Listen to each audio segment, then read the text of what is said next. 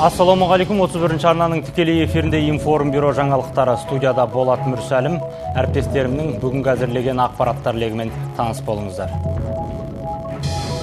Қазақстанның бас прокуратурасы тірі қалған жалғыз шекарашы Челах барлық кінәні мойнына алды деп мәлімдеді. Олардың қолында қандай айғақтар бар? Ұлымыз өліп кетсе батыр атанар еді, енді одан террорист жасап отыр деп Владиславтың туыстары Страсбург сотына шағымданбақ. Оларға бұл мәселеде Германия мен Бельгиядағы жақындары көмектеспек. Арқангергендегі қанды қырғын жас өркен бекетіне ауыстыма. Жамбыл облысындағы шекара заставасында әскерилер 3 адамды атып тастаған. Абайдың Жидебайдағы қыстағында дау сабасты. Облыстық бюджеттен 115 миллион теңгеге салынған қонақ үйдің күл талқаны шығуы мүмкін. Осы және де өзге де жаңалықтарға кеңірек тоқталсақ. Қазақстанның бас прокуратурасы Арқангергенде тірі қалған соңғы куәгер Владислав Челах 15 адамды түгел өлтіргенін мойындады деп мәлімдеді. Әзірге тергеуде күдікті ретінде жауап беріп жатқан ол қылмысы толық дәлелденсе, өмір бақи бас бостандығынан айырылуы мүмкін. Астанада бүгін түстен кейін ақпарат құралдарын шұғыл жинаған прокуратура қолдарында бар айғақтарды рет-ретімен санамалай бастады. Челах 2 күн бұрын шекара маңындағы қыстақтан табылған болатын. Одан капитан Кереевтің киімдері, Макаров пистолеті, ноутбугі және кейбір сарбаздардың ұялы телефондары алынған. Прокуратура өкілінің айтуынша, адвокаттың қатысуымен жауап алу кезінде Челах әскердегі қызметтестерін және қорықшы Руслан Кимді өлтіргенін толық мойындаған. Ұйқыда жатқан сарбаздар қарусыз болғандықтан оған қарсылық көрсетіп үлгермеген. Ресми өкіл Нұрдәулет Сүйіндіковтің сөзінше, Челахтың мұндай қастандыққа баруына ішкі қақтығыстар себеп болған. Әрі Челахтың ақыл есі түсініксіз жағдайда бұзылып кеткен. Оның жауабына сәйкес қылмыс 28 мамырда шамамен таңғы сағат 5-терде болған. Ол сол күні бекетте күзетте тұрғандықтан қолында қару болыпты. Тергеу материалдарына қарағанда, Челах алдымен бекет аумағынан алдау арқылы бір сақшыны өлтірген, кейін казармаға оралып қалған 9 қызметтесін атып тастаған. Ең соңында қорықшы Руслан Ким оқ ұшқан.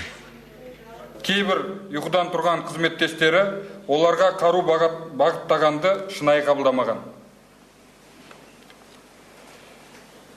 Кісілер өлтірілгеннен кейін қылмыс іздерін жасыру мақсатында Челах әрқилы позициялардан автоматтан оқ атып, казарма бөлмелерінде оқтарды шашып, алдын ала бензин төгіп, бекеттің барлық казармалық және шаруашылық құрылыстарын өртеп жіберген.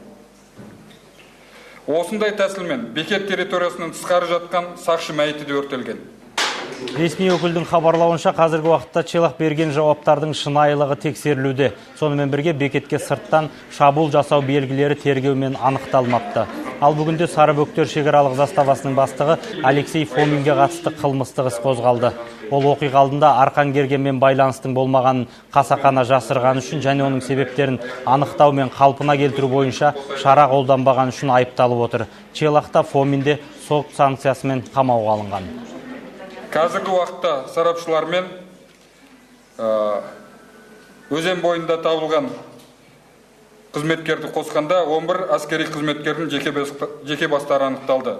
Және сараптамамен, шекарашылармен де, қорықшымен де алкогольді ішімдіктер ішу фактісі жоққа шығарылды.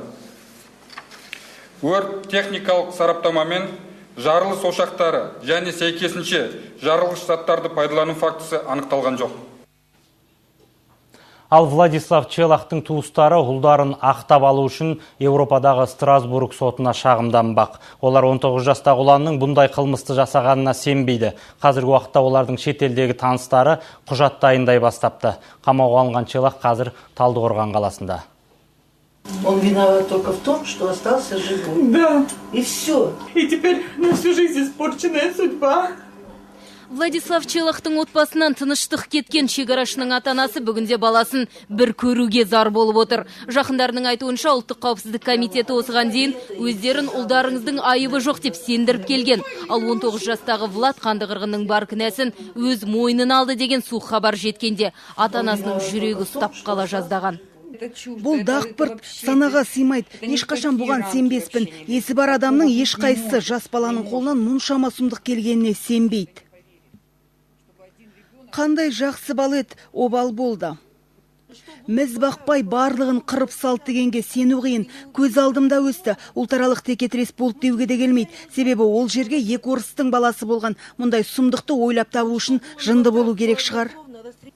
Осыған дейін жазған хаттарында Владислав қызметі өзіне ұнайтынын, шекараға келгеніне қуанышты екендігін, және де өзге сарбаздармен тез тіл табысып кеткендігі туралы жазған көрінеді. Әріптестерімен бірге түскен мына суретті ол хатпен бірге үйіне салып жіберіп, жақтауға салып қоюды өтінген. Сондай-ақ кейін байланыс үзбес үшін сарбаздардың мекен-жайларын сақтап қоюды тілек еткен екен ата-анасына. Туыстарымыздың бірде-біреуі сенбей отыр. Германия, Бельгияда барлығы жабылып, құжат жинап жатыр. Халықаралық сотқа береміз деп.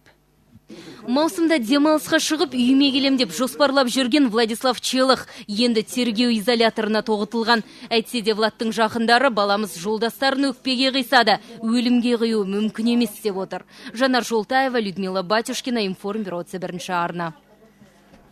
Бас прокуратура Челахты кінәлі деп тапқанмен Аягөз-бен Алакөл елді мекендерінде тағы бір қазақ жігітіне іздеу жарияланған. Жергілікті тұрғындардың айтуынша, оның фотосы көшелердің барлығында әлі күнге дейін ілініп тұр. 14 шекарашымен бір қорықшының өмірін қиып, елді аза тұтқызған мұндай қанды оқиға бұрын соңды ел тарихында болған емес. Әсіресе мұндай жағдайдың Қазақ-Қытай шекарасында болуы үрейлендірді халықты. Бірі бұл шекарадан заңсыз тауар өткізуші қылмыстық топтың ісі деді. Бірі көрші елден көрді.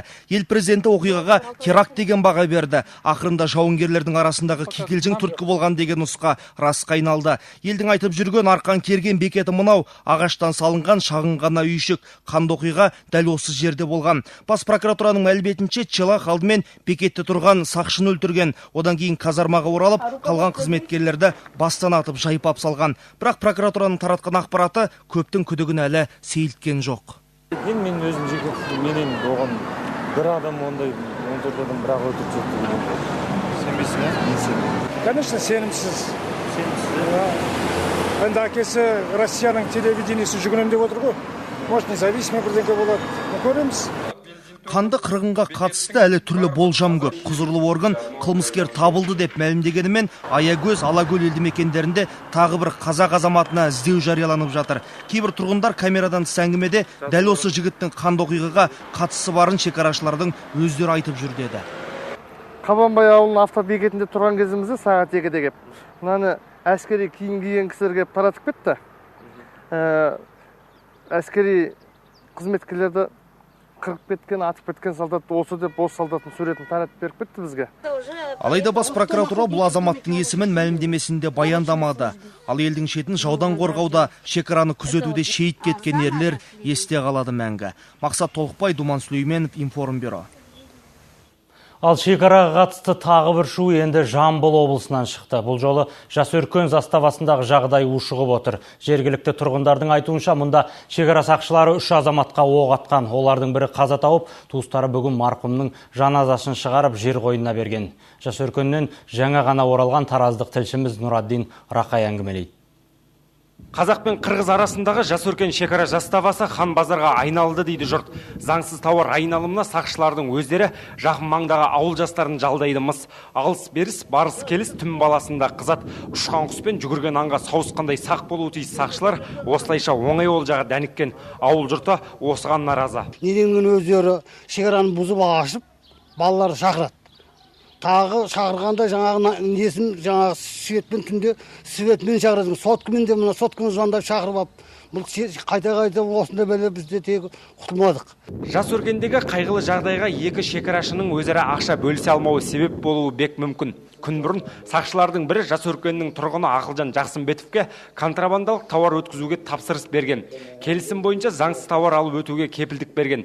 Бірақ тосыннан келген кезекті тексерісте әккайласы әшкере болып қалған шекарашы бой тасалап, жауырды жабаты оққан. 12-де бір күні ашылмаған баламды алды да ит құрлым көрмей атып өлтіріп тастады. Сөйтеді қырғыздан өлігін алып кетіңдер деп әбден издеваться еткен. 2 сағат, 3 сағат еш болмаса шақыртса болады еді ғой деп ойлаймын. Шақырса тірі қалатын бет балам. Ақылжан Жақсымбетов дәл осы жерде қаза тапқан. Құйымшақтан кірген оқ кіндік тұсынан жұлып өткен. Тағы да 2 адам осы жерде ауыр жарақат алды. Бауыр еті баласынан айырылған ата-ана әділдік іздеп Астанаға дейін бармақша. Бекер емес, мұндай жағдай бірінші рет емес бұл жерде. Дәл осы жерде мен туған ағамды пограндармен келіскен, ақшасын берген, келісіп өздері шақырып товар өткізіп атқан кезде келіп атқан. Осы жерден өлігін осы жерде болған, өлігін бірақ бізге еш хабарсыз осы жерден алып кетіп отыр. Қайғылы оқиғаға қарамастан әлі күнге дейін тауар тасымалдау тиылған емес мұнда. Олдарымыз тағы да қапыда қапқан қақпанға түсіп қалама деп алаңдаулы жұрт. Нұрайын Рақай, Бақытжан Бапаев, Информбюро, Жамбыл облысынан. Ал түнде Жаңаөзенде тағы да төтенше жағдай болды. Атышулы қаладағы Қазақ газ өңдеу зауытында метан газын өңдейтін цехтың бірінде өрт шығып, бір адам зардап шекті. Өкініштісі Жейнеш Ұзақбаеваның денесінің 90%-ын күйік шалған. Қазір ол Жаңаөзен қалалық ауруханасының жан сақтау бөлімінде ауыр халде жатыр. Жаңаөзенде облыс орталығынан барған мамандар жұмыс істеуде. 2 сағатқа созылған өрт түнде толықтай сөндірілді. Алдын ала болжамдарға қарағанда өрт цехтан шыққан техникалық ақаулардан болған. Алдын ала қазір біздің ойымызша бұл бірінші компрессор цехына кіретін газ труба мынау айырылған қатты қысымнан, соның салдарынан өрт оқиғасы болған.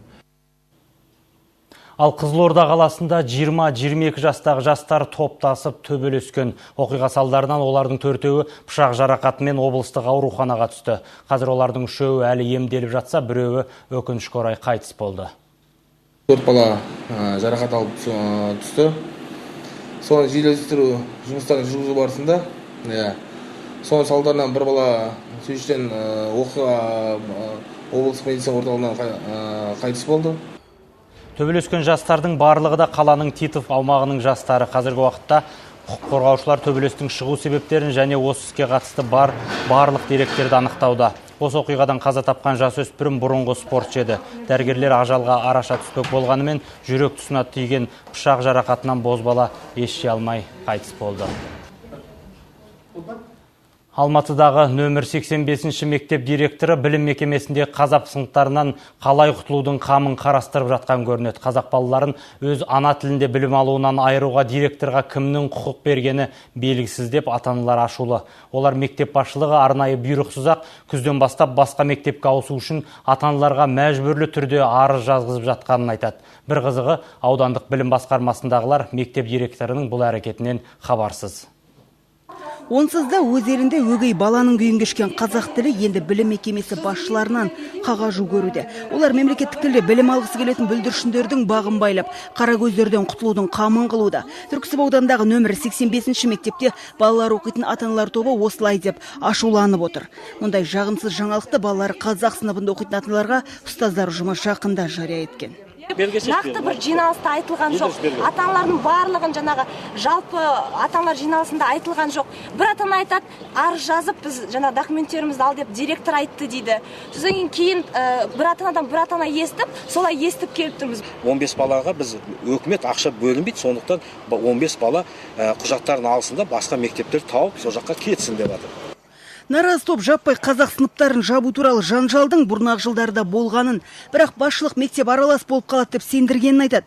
Тіпті ашынған ата-аналар тобы мектептегі сынып қорына қала берді күрделі жөндеу жұмысына да қаражат жинайтындарын айтып қалды. Бірақ соның бәріне көз жұмып қарағанда енді тілімізге тыйым салып отыр деп қапалы. Үнемі осы мектепте бір мәселе шығады да тұрады. Мен өзім естіп жүрем, школьный фонд та жинайды, классный фонд та жинайды, ремонтқа ақша жинайды. Сонда мектепке бөлініп жатқан миллиондаған қаражат қайда кетіп жатыр? 85-ші мектепті толығымен орыс мектебін жасайын деп жатыр. Ал 84-ке біздің жаңағы немізді құқығымызды байлап 84-ке барыңыздар дейді. Мына жерден заявлениеңізді жазып, порядке очереди и сол жаққа барып тапсырыңыздар документті. Неге біз өйтіп жазамыз? Бірақ арыз жазып өз еріктеріңмен басқа мектепке ауысыңдар деп бұйрық берген басшы орнында болмады. Орынбасары директор үшін жауап бермеймін деп азарда безер. Амал таусылған наразы топ болса даудың жайын департаментке жеткізді. Бірақ бүлдіршіндердің туған тілі тұншықтырылып шыққаннан аудан атқамінерлері хабарсыз болып шықты. Дегенмен қарға қарғаның көзін шұқымайдының керін қалды. 6-10 класс не откроет, оған өкімет қаржы бөлмейді ғой. Әр сыныпқа пәленбай өкіметтен ақша бөліну керек қой. 6 балаға ешкім де сынып ашпайды. 25-тен ең минимально 25. Бірақ білім бөліміндегілердің бұл жауабына наразы топ енді ұстаздар ұжымымен сот залында кездесуді ұйғарды. Балаларын өз ана тілінде білім алуынан айырған мектеп басшылығын ашулы ата-аналар сотқа бермек. Айта кету керек, бір ғана Алматы шаһарындағы 190-ға жуық мектептің 50-і ғана қазақ тілінде білім береді. Ал бүгінгі даулы мектептегі қазақ сыныптары жабылатын болса, аталған көрсеткіш тағы бір мектепке азаймақ. Ирина Савитжанов, Думан Сүлейменов, Информ бюро 31 арна, Алматы. Ал Павлодар қаласының ортасымен өтіп жатқан электр желісінің құрылысына наразы 40-қа жуық тұрғын шеру өткізді. Олар желінің тұрғын көп шоғырланған шаһар орталығымен өтуіне қарсы. Ал билік өкілдері болса, желден еш зиян жоқ деп жуып шаяды. Желі құрылысы тоқтатылмаса, сол аумақта тұратын халық жолды бөгейміз деп отыр. Жиналған жұрттың жалғыз тілегі желі құрылысын тоқтату. Наразы топ бұл желінің тоққа зәру тұрғындарға электр энергиясын тасымалдау үшін салынып жатқанды жақсы түсінеді. Бірақ та олар пайдалыстың өз жайында жатқан жұртқа зиян тигізіп, елді әуре сарсаққа салғанына үзілді кесілді қарсы. Мұнарада тұруға бола ма? Не жүруге бола ма? Ал бізде күнделікті балалар мектепке барады. Бізден ешкім рұқсат сұраған жоқ. Келді де өздері сала бастады. Микроволновкалары, телевизоры, даже үйге кіретін домофонның өзі жанып кетеді. 110 мың вольттық желі 2013 жылдың қысында салына бастаған. Бұған дейін бұл жерде салынған 35 мың вольттық желінің өзі заң бұзушылықпен салынған екен. Заңға сай мұндай алып желілер қала шетімен өтуі тиіс. Ал салынған жағдайдың өзінде діңгектер тұрғын үйлерден 40 метр алшақ орналасу керек. Онкология номер 1. Онкология номер 1. Мен айтпаймын, кім айтты, қалай айтты, мен жуырда Астанада болдым, иә, сендер деді мынадарың тұрған, иә, сол ең мына балаларға бірінші қауіпті. Бала-шаға болашағына алаңдаулы жұрт келесі жолды бөгейміз деп үндеп айтты, ал билік желі құрылысы үздіксіз салына беретіндігін аңғартты. Это дали заключение нам и службы СЭС, это дали нам заключение и службы экологов. Это, будем говорить, было проверено прокуратурой. Бұл электр желіні зерттеген экологтар ешқандай зиян таппады. Ресми сараптама бар. Прокуратура бәрін тексерді. Елдің көз жасымен салынған желінің игілік әкелмесіне тұрғындар кәміл сеніп отыр. Тек мұны түсінер, атқамінер табылса игі ет дейді ашынған халық. Жәния Өсерқұл, Қайрат Акынбаев, Информ бюро, Павлодар. Бүгін Қытай Халық Республикасының президенті Ху Цзинтао Шанхай ынтымақтастық ұйымындағы елдерге 10 миллиард ақш доллар сомасында несие беруге дайын екенін жеткізді. Ху Цзинтаоның айтуынша 10 миллиард доллар сомадағы несие берудің басты мақсаты ұйымға мүше мемлекеттердің экономикалық жағдайын қалыпқа келтіру. Оған қоса ұйым ішінде даму банкінің пайда болуы экономикалық қатынастарды реттестіруге мүмкіндік беретін маңызды қадамның